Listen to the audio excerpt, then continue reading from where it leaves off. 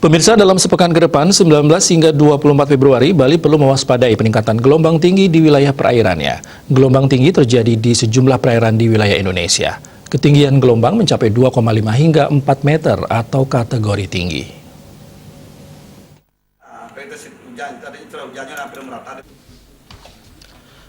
Deputi Bidang Klimatologi Herizal menyatakan gelombang tinggi berpeluang terjadi di perairan utara Sabang, Selat Malaka bagian utara, perairan barat Lampung, Samudra Hindia Barat Pulau Enggano, perairan selatan Pulau Jawa hingga NTB, Selat Bali, Lombok, Alas bagian selatan, Samudra Hindia Selatan Pulau Jawa hingga NTB. Di samping itu, Kepala Pusat Meteorologi Penerbangan Edison Kurniawan mengatakan adanya potensi pertumbuhan awan cumulonimbus dengan cakupan spasial maksimum antara 50 hingga 75% selama sepekan ke depan.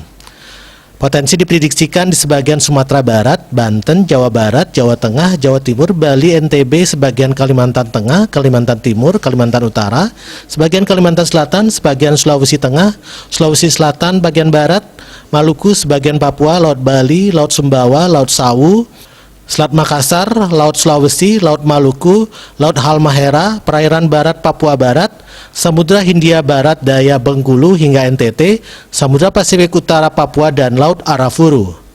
Winata Bali Pos melaporkan.